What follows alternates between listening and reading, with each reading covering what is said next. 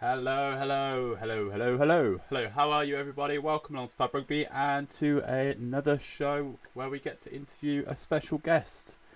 Have you guessed who it was? If you've just looked on the Instagram and Twitter and Facebook, you've probably just seen it. If you're on Facebook, you can join in with the chat over on YouTube. There's a link there that you can just click and it comes and you can join in the chat and you can ask the questions as we go. So hi Oliver, hello Joel. You're watching from the tent in my back garden. How you doing, Oliver? You well? Hi, Freddie. Hey, Louis. Right, Louis. I know you're going to be excited about this guest today. So I just need to go onto Skype and then I can call him. So just bear with me a second. I'm a little bit concerned because I haven't heard from him in the last hour or so. Bear with me. Let's see if this works. Hey, Aaron. Welcome along. Oh, I think we've got him.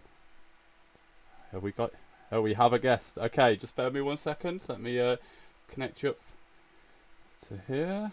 There we go. That one. Okay, right. I think when I switch over, I'm ready to be joined by a very special guest. So here we go. Hello, Denny Solomona. Hey mate, how you going? I'm very well, thank you. How are you? Yeah, good, thank you, good. So welcome along everybody in the chat. If you're watching along, if you're on Facebook or YouTube, wherever you're watching along, you can join in the chat, drop your questions in for Denny. I've got some things that I want to ask him and I've also got some questions that you guys have sent in already. So we'll get started with a nice, easy, fun round. So we'll see how you get on with these ones. Just a nice, easy, quick fire for us to get to know you a little bit better, if that's okay. Right. First question then. Rugby Union or Rugby League, Denny? Straight Rugby in. league. Rugby league. Rugby League, wow. Family or friends? Family. Pineapple on pizza, yes or no? Yes. Summer or winter? Summer. PS4 or Xbox? PS4. Favourite food? Everything. Favourite hype song pre-match? Hype song. DMX. Oh, I'll give it to you. that's a great shout. England recall or Sale win a trophy? Yeah, it's a tough one. Sale win a trophy. Yeah. Welcome everybody in the chat. Welcome Nathan. Welcome Joel. Welcome Ozzy. How are we doing? So if you've got any questions for Denny, drop them in. I've got some as we're going to go along. But if you've got any, I'll ask them as we go. So let's go right back to the very beginning. Where did your journey into rugby start then? How did you get involved? Was it union or was it league that you started? It was union. So I was brought up obviously with my 4 brothers and 2 sisters. Yep. So obviously it's a male-dominated household. My dad was coaching at the time, and he used to play. And he said I wanted to play. Obviously, I wanted to get coached by him. But he said the only way he can coach me is if I jump 2 grades up and play with my older brother at the time, Ben. Oh wow. He was 8 and I was 6, I think. And that's when I first started kind of playing and training with my older brother. And then because my dad was coaching that team, I just had to stay with him the whole time. Wow, that's setting high tasks straight away then, really. Yeah, I think, I don't think that's like strange as well. Back in New Zealand, I think as your kids grow up, they tend to show a bit more than what their age group that they're meant to be in. So, like dads, mums, parents will push their kids to go, why don't you try age higher? So it wasn't really that much of a strange thing to do, but I just really wanted to be coached by my dad and play alongside my brother. But I didn't really think of anything else but being coached by my dad and playing with my brother. That's amazing. That's yeah, I like that. That's a really, everybody's rugby story. Everyone I've spoken to, player-wise so far, everybody's got an incredible story. Some things have happened. I have to say though, you have had a roller coaster of a journey so far. There's no doubt in that. Let's talk about junior. Like when you were at junior rugby, then were you playing at school? Was there any other sports, or did you continue? How did you make the decision to go rugby league, rugby union? cheapest. I literally played every sport. I played netball. I played indoor netball. I played Amazing. volleyball. I think the only sport I didn't attempt is soccer because I've got two left feet. But no, I think I tried everything, and I enjoyed everything. I liked being outdoors. It's very rare that I stayed indoors, and it was only for the PS1 to come out for me to stay indoors with my brother, and that eventually got smashed up with my dad because we were spending too much time indoors. But yeah, no, I think the love for rugby, well, the thought of me going into rugby started at Otahu College. So my dad started coaching the first 15 at Otahu College back in New Zealand. Yeah. And my brother, obviously, my brother's 2 years older, so he was playing in the first 15. So I was like, oh, I'm going to try and make it. But I was obviously too young. Like, I think it's cheapest. I can't even remember it. But you've got to be a certain age, or like your body is not developed at that age to Yeah. play with my brother at that kind of level. And if anyone knows that's from New Zealand, or knows anyone that is playing in New Zealand, first 15 is a big thing back in New Zealand. Yeah. It's like the country's like stepping stone to like an internet, like a contract basically. So if you get noticed in your first 15, it's that little stepping stone to then get your foot in the door, to then go to I think it's Mitre 10, or that Mitre Cup, and then ITM Cup, and then you get all sorts from there. So So it's like the first 15 was stepping a stepping stones. stone, yeah. Yeah. Okay. So So how did the Melbourne Storm deal come about then? How did you? So you recruited to the youth system. Is that correct? Is that how it kind of? yeah. So to be fair, I was playing. I made the Auckland. I don't know, the C team. I wasn't even in the first team, and the only reason why I made it is because I played with the guy's son. His name was Mitch Lamb, so the Lamb family. Oh wow. And so, you know, so I managed to play first 15 at St. Peter's and Otahu College as well. And then from there, I got a scholarship to St. Peter's to play their first 15. And that's when I played with like the likes of Francis Saeli, Pat Tuipolotu.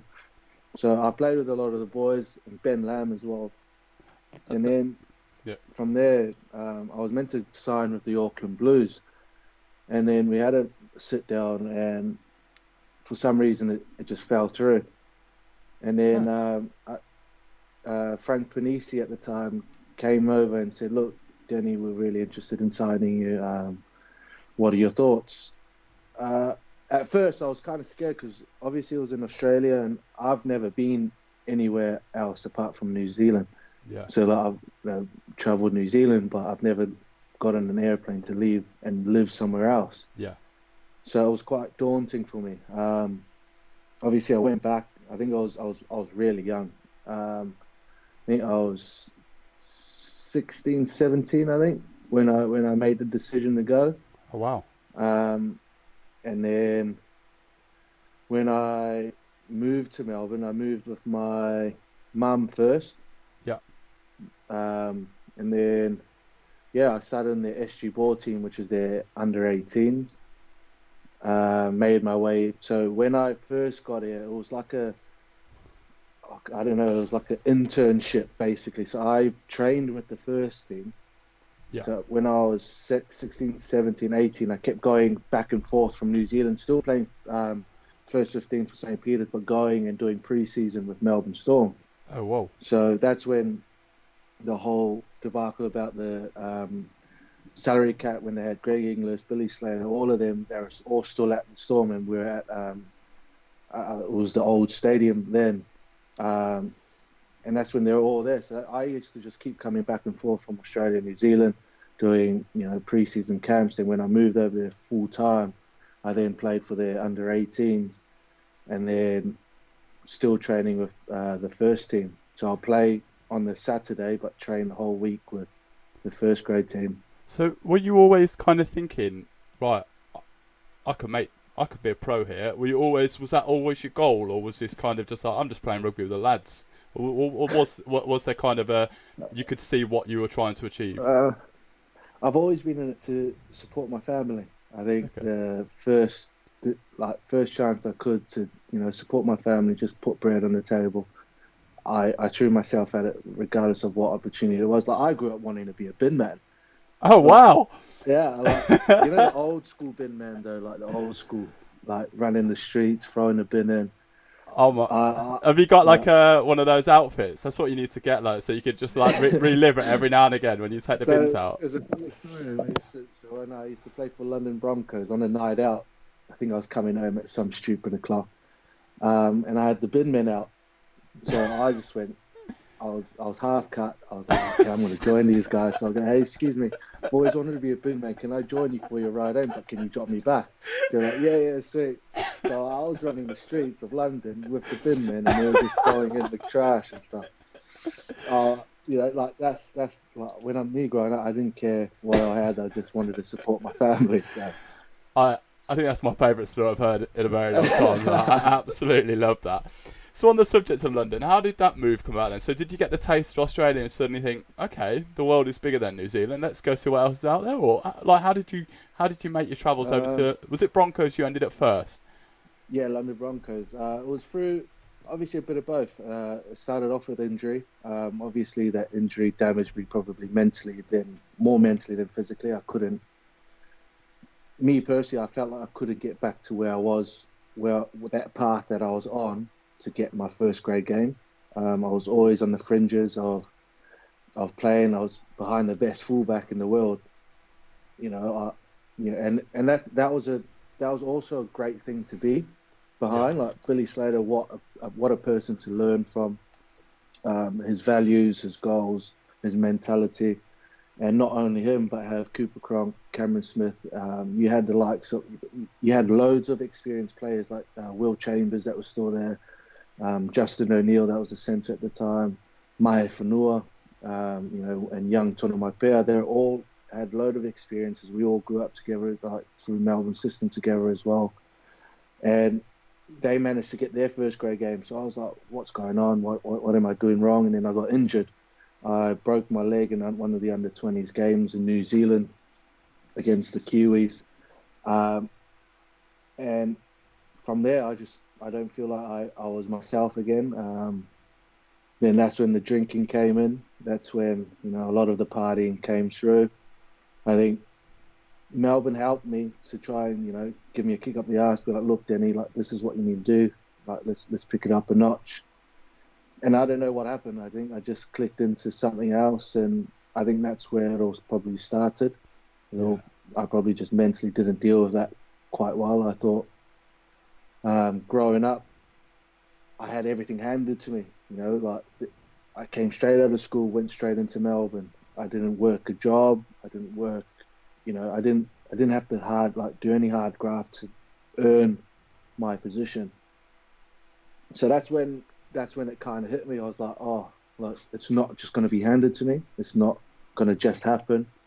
So that's when the drinking happened, and yeah, so with the lack of opportunity and obviously Billy Slater at his peak, I thought this is my only chance. I'll go over. At the time, I was going over just for a year, just to play their games, get match fit, get my body right to play against adults, and then come back. And then I signed with London, not knowing where they were and you know, what their situation was. Like I was oblivious to everything. I Yeah. just jumped on the plane. To be fair, I didn't just jump on the plane. I think I was in pieces before. Yeah. Um, like I think I was only 20 when I moved over to London. So I was like, I don't know how I'm going to do it. I was always keen to, see places, but halfway around the world, it's crazy. What am I thinking? So I spoke to my mum and my dad as usual, as anyone would. Um, and I think the conversion rate tricked me a bit. I think Okay. I was young, naive, and my agent at the time, he shafted me massively. Uh. So he spoke to me in the conversion rate. So he goes, Denny, this is what you're getting in Australian dollars, etc. And I was like, and I think it was more than double of the Australian dollars to the pound. So I was like, oh bloody hell, that's great. I'm keen for that. Not knowing what I was stepping into, I signed it. I made the trip over. You know, I said goodbye to most of my family, but I made sure I had at least 2 flights in my contract so I could get flights back home. And then I flew. And then, you know, we had a terrible year. And then it got even, not a terrible as in like, you know, experience, like No. who gets to live in London, I think we're in North Barnet at the time. It's near Camden Markets. Yep. So it wasn't far from Camden. So, it was, you know, dead set in the heart of, you know, London and getting Like a to and great from. experience like around that area, Yeah, isn't it? so, and we had great lads. We had, you know, I met Mike McMeekin from there, Scott Moore. There was a load of boys there, and my 2 roommates, Tilvea and Nesiasi Mataitonga. So 2 Tonga. So that was a great thing. I moved in with 2 Islanders, and it made it feel like home. So that was quite a blessing in disguise, because them 2 were probably the ones that helped me a lot throughout the journey through London. Without them, I probably would have packed my bags and left London straight away. Okay, I'm just going to have a quick look in the chat and just ask a couple of questions, and then I'll continue on with the story. So Nice. this one's from Joel. He says, the best rugby player you have ever played against? Oof.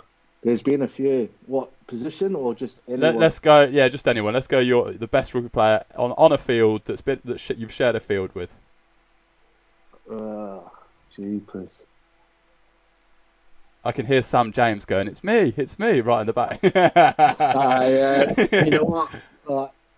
You won't be wrong. You won't be wrong. He's up there. You know, the things he does is crazy. I'll have to say the best I've, you know, played against, maybe like wing to wing, probably it'll have to be either Joe Cockney-Singer or it'll be Tenkeli, big fella on the wing, the tank on the wing. And I think them 2, if I'm going to be positioned, I think that'll be easier for me position-wise. Positionally, I think them 2 are class wingers. Another quick one is just, what's in your kit bag? My kit bag? Yeah. Literally, my boots and my jocks. That's it. That's all I take. We'll move on, and if you've got any questions, pop them into the chat. I've got some more questions here that I want to go through, and then we can get some more from you guys as we go. So you went from Broncos then up to Castleford, and it's not necessarily Castleford I want to look at specifically, because I want to move now on to Sale sort of thing. But yeah.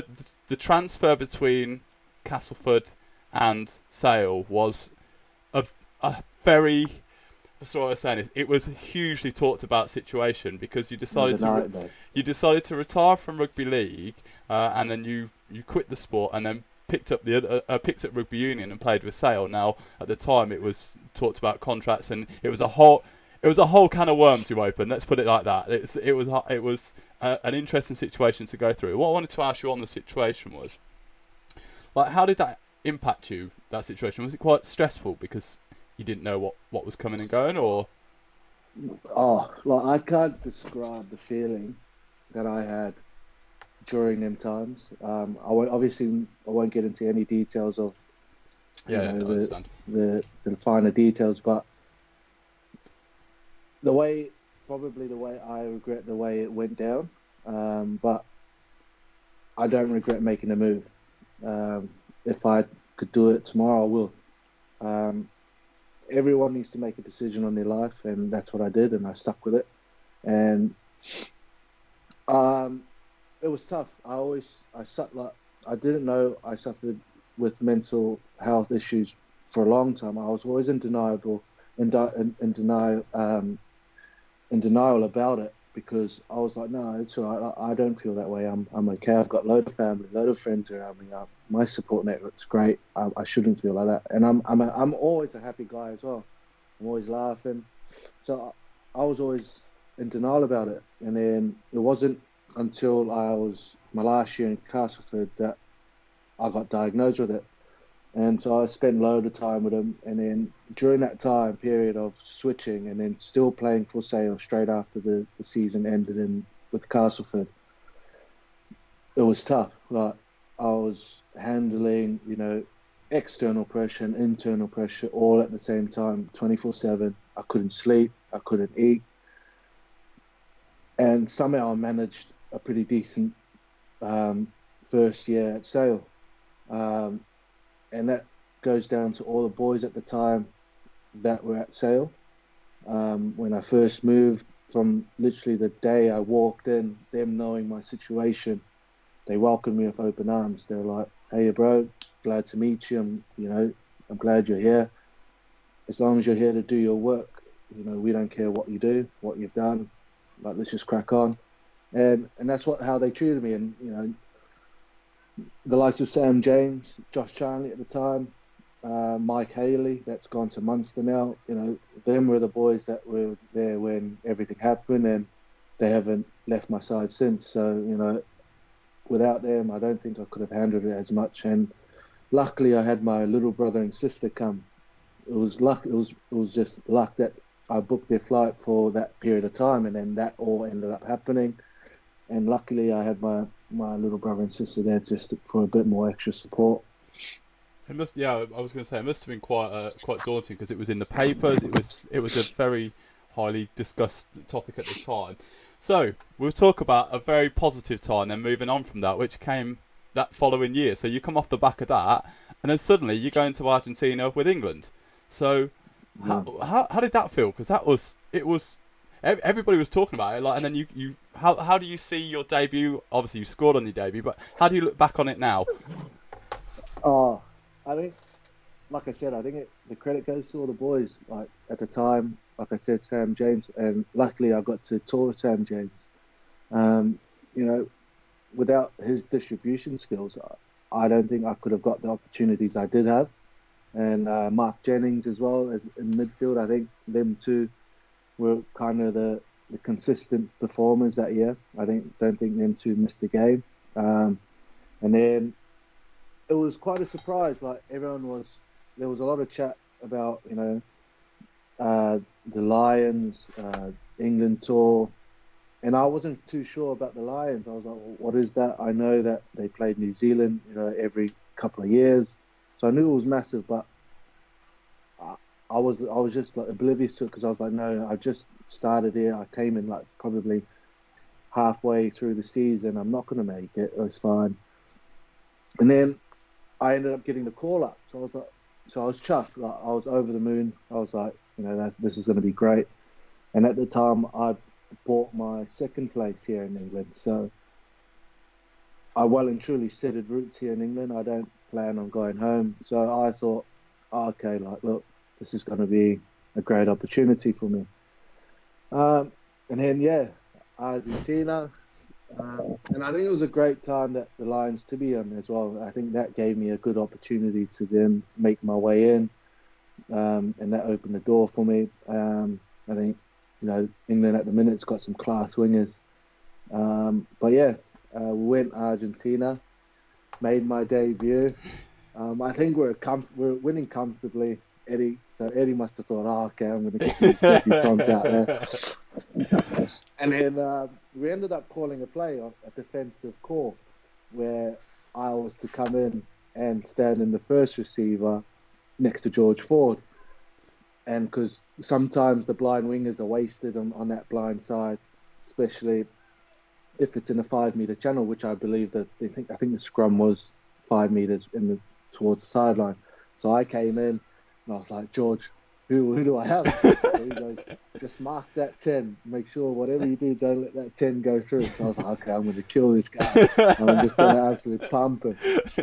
So scrum started happening. And then Argentina, this is all a blur, but this is what I can remember. I think Argentina dominated probably the right hand scrum, so wheeled a bit.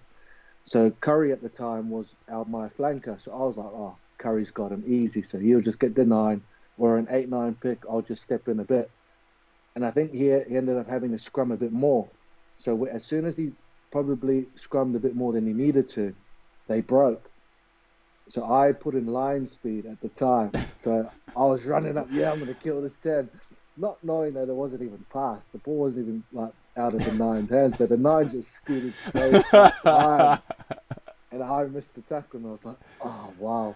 Then we're behind our post. And I was like, damn, boys. I'm like, sorry. But Next job. did you get the 10 though? That's all that matters. It doesn't matter about the number. No. I didn't even get the 10. So they tackled no one.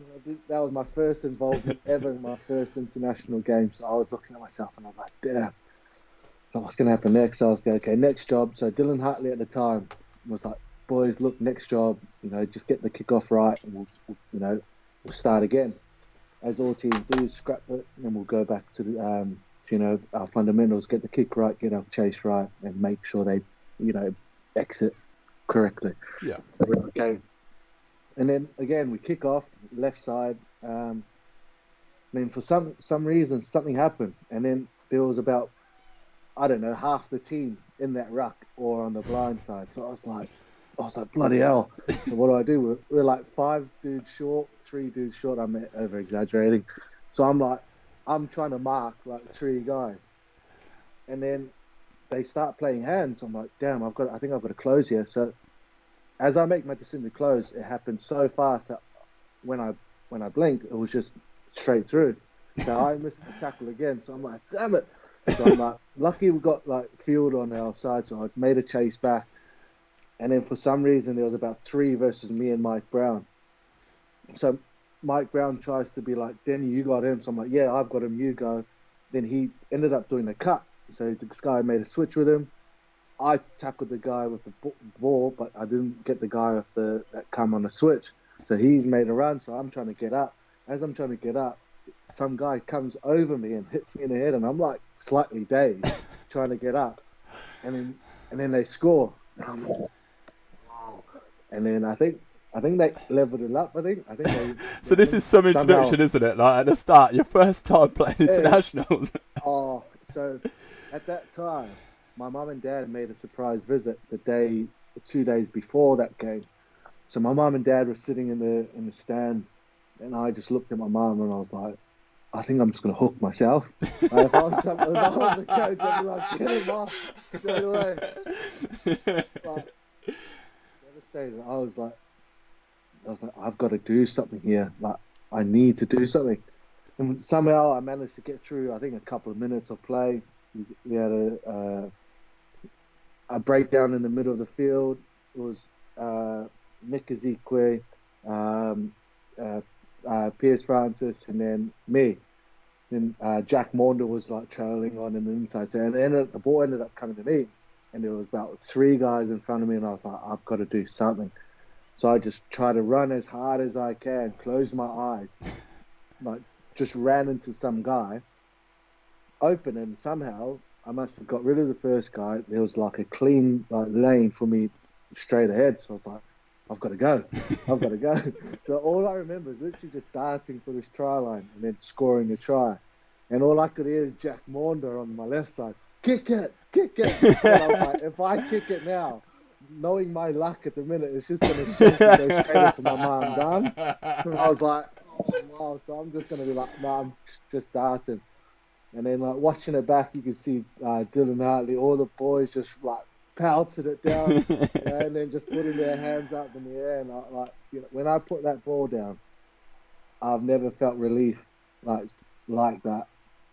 And then I was just over the moon. I was like, look, I'm sorry that I almost lost us the game. So it was the best and worst debut I've ever had. I think when we look at when I was looking at the bits that you've done and stuff, and I was looking at that England game, and I was like, I think that pretty much describes your career up to that point, like the highs of certain things and the lows of other things. It was like everything had a real balance, didn't it, to it, sort of thing. Like your scoring prowess was then followed by other things going on. It was just everything in your life was always one of this, one of that sort of thing. So I want to talk to you about now talking about the other way of that. With England, then we obviously had the fallout with yourself and Manu then being left of tour, kicked out. You were sent home from tour after a night out. I wanted to kind of how do you reflect on that now? Was it kind of do you feel like it was a bit harsh, or at the time you were in the wrong, or like? Yeah, no, definitely. I was in the wrong. I made a decision, and it was a stupid one. I paid for it, and at the time, I don't feel like it's harsh at all. He's building a culture, and he's got great guys around him that is building that culture as well. You know, I was still young at the time, so I was young, dumb, made stupid decisions, and I paid for it. The only thing to do was just try and learn from him and take out anything that I could from that situation and grow better from it. Yeah, I just wanted. There's one question here that I wanted to ask you. Now, you talked about other players having an impact on kind of and setting you up, and you're just finishing it. Now, on that note, let's talk back to a try in 2019, I think it was, that you scored at the very end of the season. Now, it was a full all the length try, team try, but they set you up for a dive in the corner. Now, I did a live stream at the time. It's the very last game of the season, and you score one of the best finishes I think I've ever seen in a rugby game ever, where you dived into the corner and your acrobatic skills. Now, I wanted to ask you do you actually practice your acrobatic diving, or is that kind of you just like, I just need to get the ball down somehow? It's like, I think this question I get asked all the time, right? And then you see drills online that everyone's diving on the pad or something. No, I just throw my body anywhere and just make sure you know the rules of the game. As long as your body's in the air and the ball makes contact with the line or over the line, it's a try. So whatever means necessary for you to score, and that's the winger's job. If you get an opportunity to score, you score your tries. And in rugby union, you don't get many. no. I think when I first came from union, I think I got like 5 touches a game. We're used to like 15 carries a game in rugby league. You're in the contact, so you're just running hard up the guts into like other dudes, and for some reason I loved it. I loved that contact bit, and that's what I do miss about rugby league. But no, I think you just throw yourself over anywhere, wherever you can, and try to get the ball down. Really. So a couple of questions just come in. The first one, Louis just says, "Do you remember giving me your match boot after that game?" He said, first one, and then so Ozzy said, "Can he have a shout out?" So if you want to give Ozzy a shout out, then what's up, Ozzy? And then Joel says, Nathan says, "What was it like playing with Chris Ashton?" It was. I think he brings a energy into the camp that I don't feel like anyone probably could. Can't emulate what he brings. He's, out and out winner. He wants to win everything, regardless of whether it's walking out the door. He wants to win everything, and I think it was great for our team.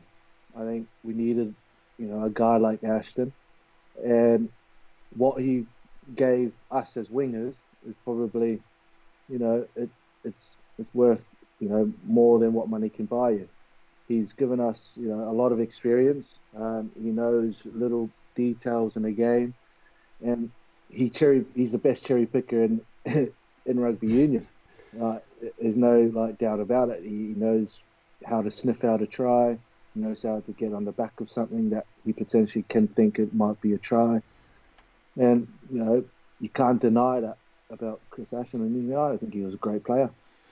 So the last question I wanted to ask you on rugby actually was just a bit about this season. Now, obviously, we don't really know what's going to happen yet. We don't know the outcome. There are talks of the season finishing in August and whatnot. They're going to try and rush the games through. But it's more on the point of up to before things happen with the quarantine sort of thing. Before it came in anyway. So yeah, I just kind of wanted to know, how do you see this season? Because you had the Prem Rugby Cup final. You were to play Harlequins, and obviously the league you've been going very well this season. So let's talk a little bit about this season and kind of what's been a big change at Sale this season. I think obviously the quality. I don't think Sale have had this kind of quality in a long time, and I think that every single individual brings to the team. You can start from up the top, Cooney, Ross Harrison, Rob Webber, Akka, you can start from, and those are just the front row, Yeah. and then you've got, the likes of John O'Ross, the Currys, the Twins, Bryn, Bryn Evans. I've not known, a lock to be that influential in the lineout. So as soon as we lost them, our lineouts seemed to not work, and then obviously Beaumont as well. So I think and that's just a forward pack. We've got such a class and in-depth squad that I don't think Sale has ever had. I think if one man goes down, another guy exactly the same is going to fill his shoes and do the exact same job. So I think the class that we've got all over and the experience that everyone's been, because everyone's been around the world. John O'Ross, for example, he's been everywhere, and he leads by example. I think if you've got someone like John O'Ross that puts his body on the line every single game, his whole forward pack is going to follow. And you can only show by how Dan Dupree's playing at the minute. I think he's probably, I would say the best 8 that's been playing at the minute. Yeah, he's certainly been on hot form this season, hasn't he, Dan? He's been very, very well. Exactly, and just by his stats alone, he's killing it. So I think that's probably our formula at the minute, and consistency. I think everyone's played very consistent, throughout the year. I think we've had probably, a couple of drops, and that's to expected, but we're still gelling as well, and that's a great thing. I think we've still got a lot more in us. Yeah, it's an exciting time, isn't it, to be a Sale fan? Definitely. Definitely. Just a quick one in the chat. It's just from Nathan. Just says, "What's your favourite away game for Sale?" Oh, I think it'll be Exeter. Ooh. Something about the drums. I think for me, it emulates a rugby league game for me. Like when I go out on rugby league games, it's loud and they're so close to the pitch that you hear everything. And I think the atmosphere in the Chiefs games, it's incredible. Brilliant. Right, let's move away from the game. Now we've talked a good 30-odd minutes about rugby now. So let's get away from it. What do you like to do away from the game? What's your relax? How do you chill after a week's training? And what do you do to enjoy? Jeepers. I used to walk the dog a lot. Yeah. I used to read. But now, generally, I'd probably just play PlayStation. What games? What's your favourite games? At the minute, COD. Yeah. So I'm just smashing COD at the minute. So. I'm playing it, but I'm one of those people that dies every second. I literally, I'm there as a team player. I just die every game. I'm rubbish. I'm the worst at that. To be fair, I'm very competitive. Like, if my teammate's not telling me like where he is, if he shot someone, I'm like, what is the comms? I've just found it's great actually. I must admit, I was talking about earlier how things like that are great. This is one of the points I wanted to move on to, was about mental health and stuff, and having those kind of things where you can, especially in this environment where you are in a close environment, having a level of an open door of communication with friends and stuff like that. Yeah. Obviously, you've talked about your mental health and the kind of you're facing up to it, and you've obviously been a big supporter of Loose Heads and everything they've been doing.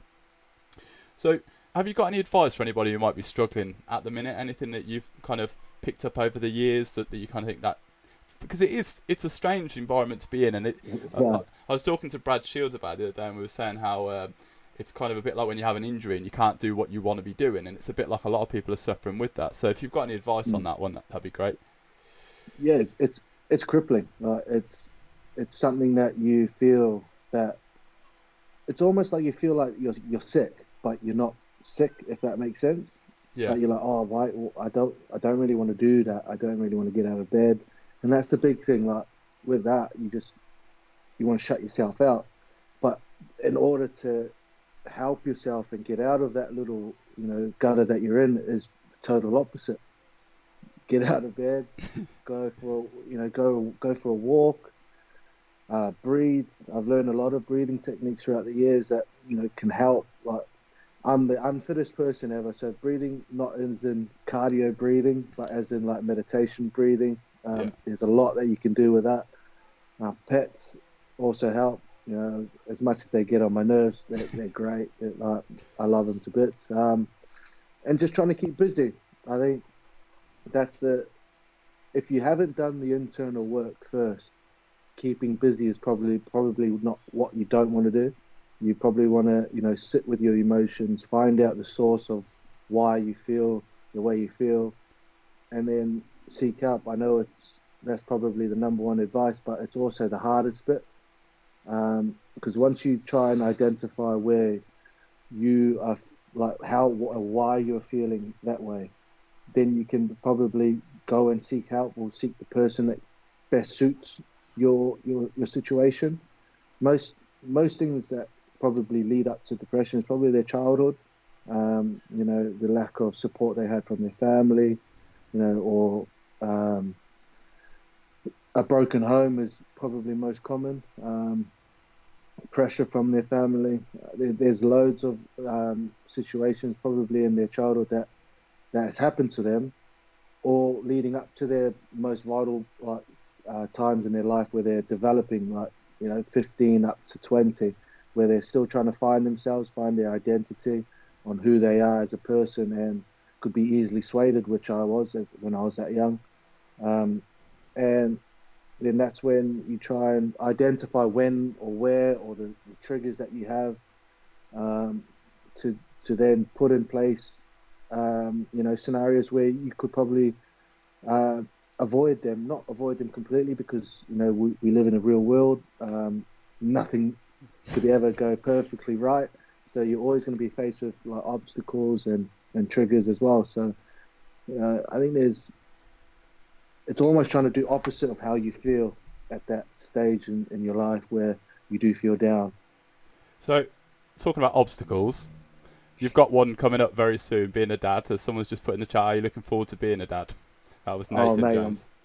I'm buzzing. I think there's not. I think everyone that knows me knows that I'm a big family man. Anyone with kids, I'm always for them. I think the energy is pure, and there's nothing bad about kids. At the end of the day, all the baby wants is to have fun, get fed, get changed, go to sleep. That's all their intentions are, and I feel like that's the most pure intentions as well. And there's nothing better than having a kid, and to start my own family as well here in England. It's just amazing. I think I'm going to take every hurdle that's in my way. I'm not going to take it for granted. I'm just going to lap it all up, make sure that I live every moment. So just going to finish up. Just got one or two more questions. Just one in the chat is, who's your favourite teammate at Sale? Which is always going to be a difficult question. But Sam. Yeah. Okay. Yeah. And the final one from me then is kind of, let's have a look forward to let's say the next season. We don't know when the end of this season's going to be. So what are you hoping to achieve in the forthcoming future? Like, are you hoping to get back on the England radar? Are you kind of, or do you want to achieve trophies with Sale? Obviously, that's what you're trying to do, but I just want to kind of get a feel for what you want to do. Are you gonna, if you're having a family here, you're going to stay in the UK now? Is that? Yeah, I think definitely. I think obviously family, like out of rugby situation, I'm definitely staying here. I love England. There's something about England that I just love, and obviously having a family here now, I'm just going to create my own roots and see how it goes. With rugby, I think I'm just going to focus on my own performances at the minute. I think just keep. Obviously, in this period, it's tough, man. Like I've been struggling. I've ran out of DIY stuff to do around the house. So I've been for this last week, I've been struggling. I've just been trying to keep busy, but try and rack up just a couple of consistent performances with Sale when I get back. Obviously, depending whether it's pre-season or whether we try and finish off the season, etc. Just try and train as well as I can, get as much match fitness as I can before, and just try and rack up some consistent performances, really. And then I think with England, I think the only thing I can say to that is probably just try and play well for Sale. That's the only thing I can do. That's the only thing I can control anyway. Just try and play and train as much as I can. Is there an open dialogue? Are you kind of, or is it kind of gone quiet with everything that's going on? It's. I think everything's quiet at the minute. I think no one. I don't think even the players know what's going on. I think everyone's just trying to stay as busy as they can, try and stay as ready as they can as well. I think I've not seen this many training videos in my life. And I've been guilty of a couple, but it's all fun and games. But no, I think everyone's just trying to stay ready. I think regardless of what happens, whether first week back we play a game, I won't be surprised. But it is what it is. But I think just trying to get back consistently, playing good performances, and just get back enjoying it. I think I really miss rugby at the minute. So. There's going to be a few boys that are sweating thinking that they're going to be going back and playing on the first week if that's the case, I tell you. Oh, mate, I think I'll be one of them. Listen, thank you very much for today, Denny. It's been a blast, and thank you everybody who's joined along in the chat. If you want to hit like, subscribe and whatnot, and we'll see you guys soon. So thanks a lot, Denny. I'll see you soon. Cheers, mate. Cheers, thank you very much. Bye. Cheers, mate.